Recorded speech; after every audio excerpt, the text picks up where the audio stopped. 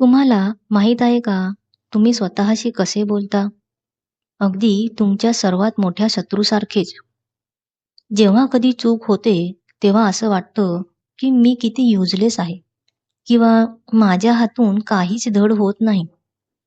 कल्पना करा, जर तुमचा मित्र किंवा मैत्रीण असे बोलले असते, तर तुम्ही त्यांच्याशी मैत्री टिकवली असती का?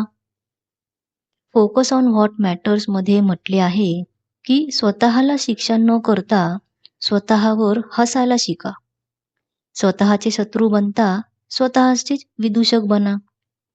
कल्पना करा, तुम्ही प्रेझेंटेशनमध्ये गडबड केली. सामान्य प्रतिक्रिया काय असते? मी तर पूर्णपणे अपयशी ठरलो. पण विनोदी प्रतिक्रिया, वाह! निदान आज तरी मला थोडी स्टँड अप कॉमेडी करायला मिळाली.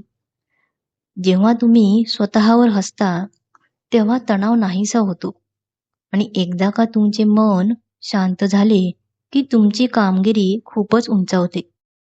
सेल्फ रिस्पेक्ट म्हणजे स्वतःला परफेक्ट समजणं नव्हे, तर आपल्याच कमतरतेवर हसत-हसत पुढे वाटचाल करणे होय.